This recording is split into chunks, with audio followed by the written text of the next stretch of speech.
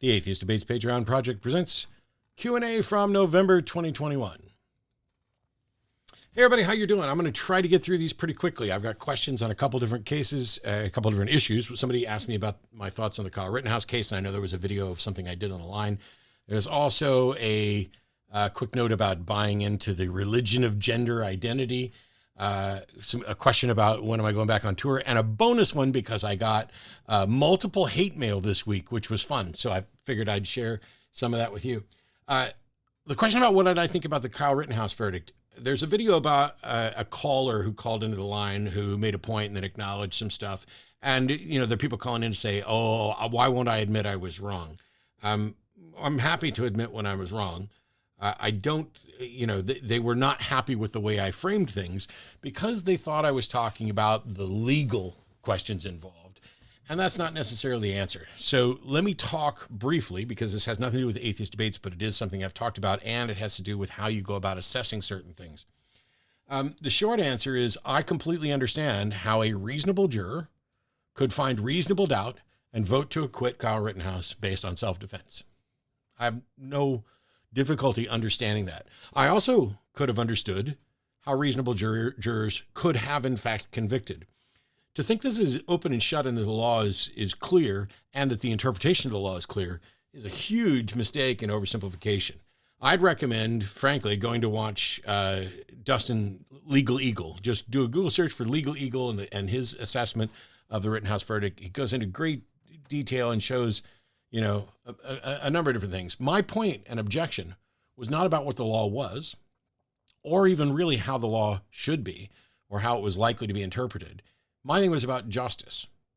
But I got an email about how Kyle taking a gun to those riots was analogous to putting on a seatbelt when you get in a car. I mean, after all, you're going out into a dangerous area, you take a step to protect yourself. And when I pointed out that this was one of the stupidest and most horrible analogies I had ever heard and that it wasn't worth any more of my time, that person got a little upset.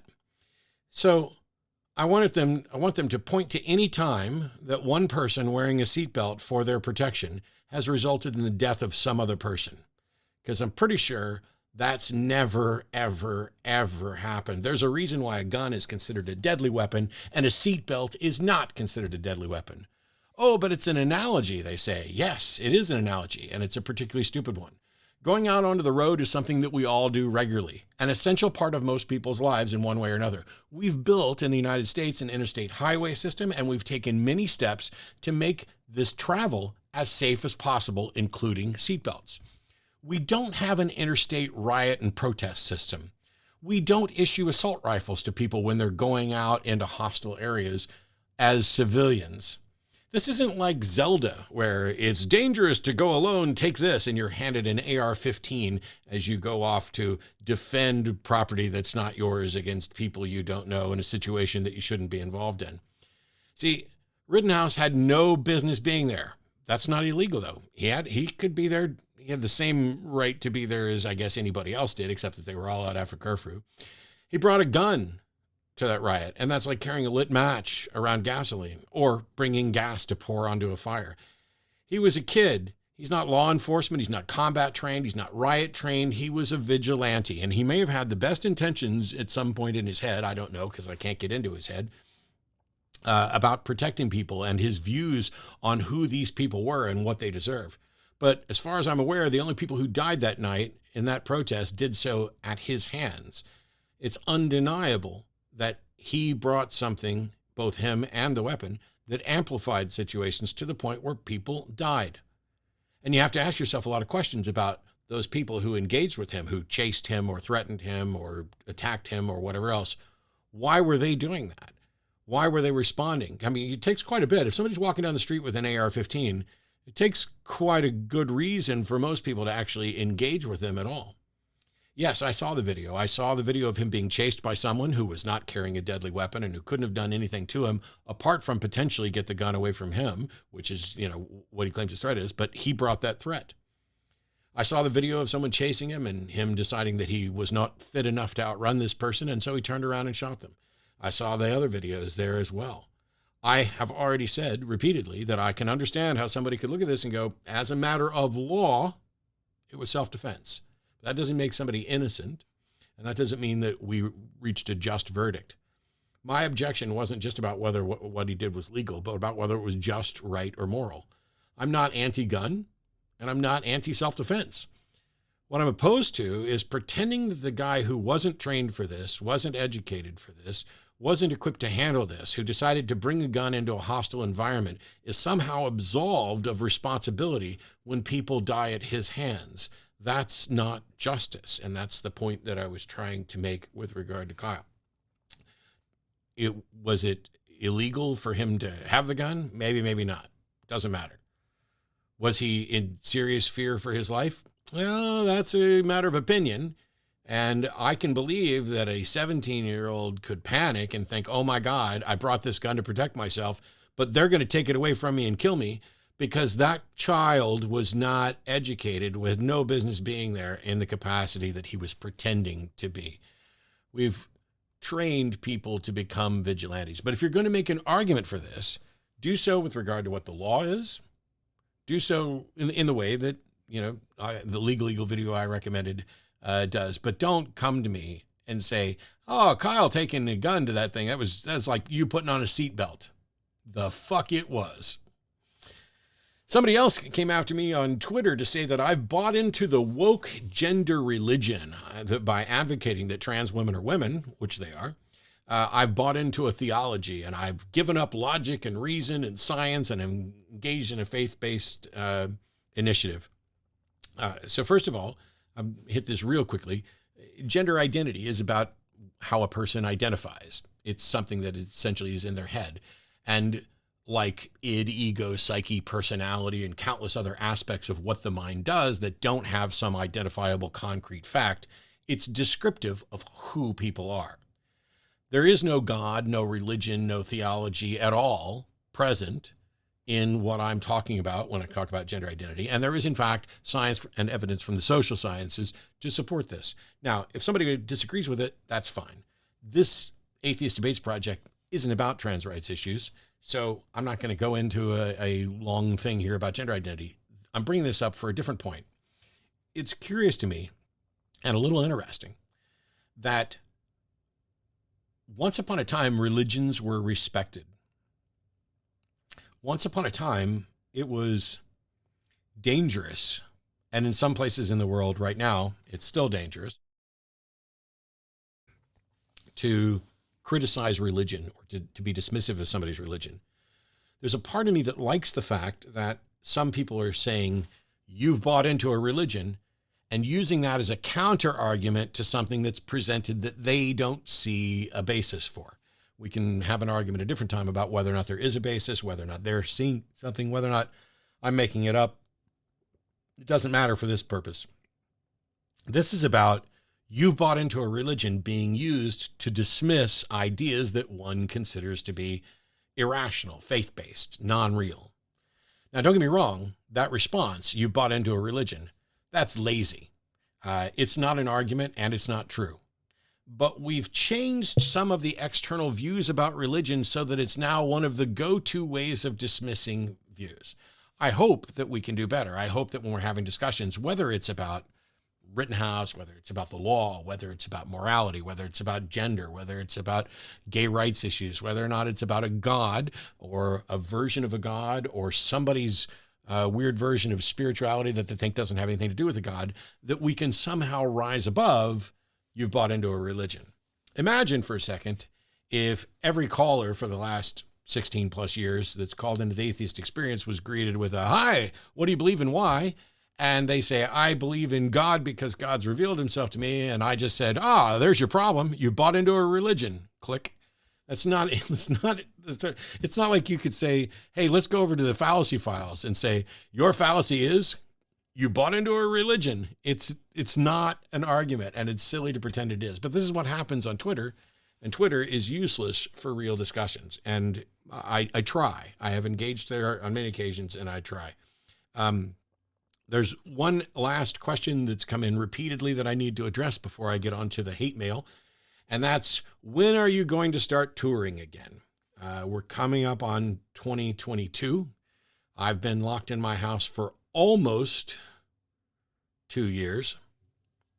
Wow, is that right? It just seems like forever. I have both lost a ton of weight and then gained weight and developed or identified a heart condition, which we're working on treatment. It's just been a wild couple of years. I desperately want to go back out on tour. I want to take the Magic and Skepticism show and the public debates and bring them back. And we'll be looking at, what we can do in your area. Can we make a trip of it to hit several cities and do the Magic and Skepticism show here, do an event with a secular community here?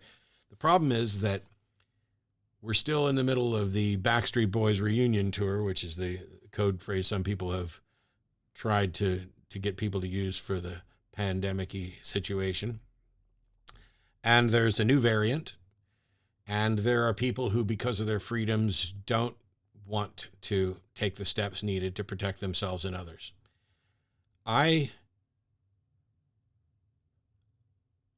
Living through this has been financially devastating for a lot of people. I've suffered quite a bit because of it, but I'm not destitute or anything. But in order to start booking theaters and venues, that was going to require deposits. And I'm not currently comfortable using what's left of my life savings to book theaters until two important criteria are met. And that is that it will be safe for people to come and that people are comfortable coming. Because I don't want to do a show that's a risk, and I don't want to put anybody at risk. But we are looking, depending on how this latest Omicron thing looks, we are looking at starting with something in the spring. I'm doing a couple of conventions this spring. I'll be doing the Free Flow Convention in Florida. I'll be at the American Atheist Convention in Atlanta. That's Easter weekend. And so I have something in March and April. In February, I'm doing something else that's unrelated. And so it's possible that depending on how those go, we could start right at the end of May and maybe hit some colleges just before they're getting ready to let out. Those are the questions, but there's also hate mail. I get a good amount of hate mail, probably not as much as some other people. But this one came in because I talked about my heart condition for a while. And the email, and I'm not going to show it to you, I posted a screenshot of it to Twitter, but here's what it says.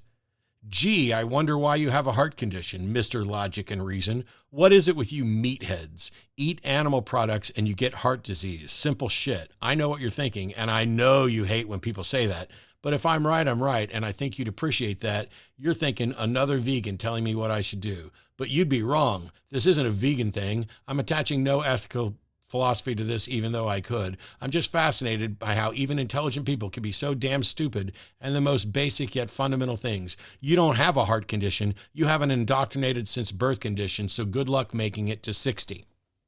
And they had the audacity to write back and say that I'm welcome for such advice that could save my life, and I'd tell you this in person. So they say this isn't a vegan thing, and yet they're calling me a meathead and saying that my problem is that I've been indoctrinated since birth to eat animal products. They don't seem to understand that vegan doesn't necessarily mean they have an ethical obligation or an ethical philosophy about veganism. They could have a moral and physical health objection to eating meat.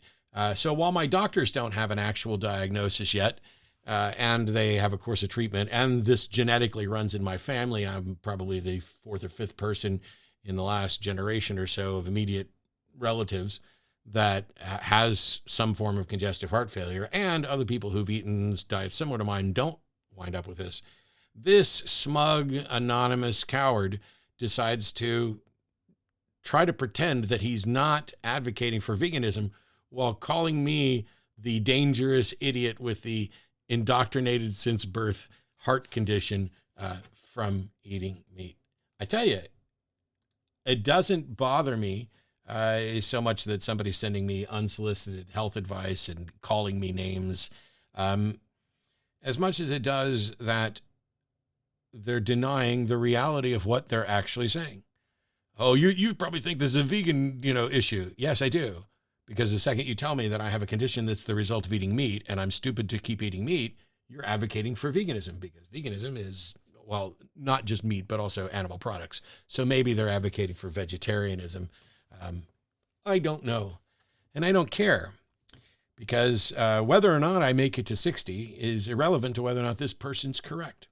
And there were a couple other hate mail things that came in this past week, including one that said they wished I was dead, either from a heart attack or a self-inflicted wound. And I just want to say that I don't get as much hate mail as some other people that I know. And occasionally when I get those emails, I just have to wonder what's going on in somebody's life that they're so annoyed by me that they create a fake email address so that they don't have to, address me personally, and send a few messages basically so that they can get off on calling me names or whatever. I don't know what goes on in those people's lives, but I do know what goes on in my life. And my life is enriched both by the bad emails that come in and the fact that there are people who are appreciative and supportive of the work that I do on the Atheist Experience, on the Hang Up, on various debates, and here on the Atheist Debates Project. And as we move forward out of this pandemic, I will not only be giving you more questions and more access, but as things get scheduled, I will be minding my health. Thank you very much. And we will be doing the sort of things that help improve the world that don't involve cowardly, anonymously emailing people to tell them how bad they are. On that note, I will see you all next month with a whole new batch of stuff, including, yes, I'm hoping the final part 2 of the debate review that I did not get to this month because of health issues. But please take care of yourself. See you later.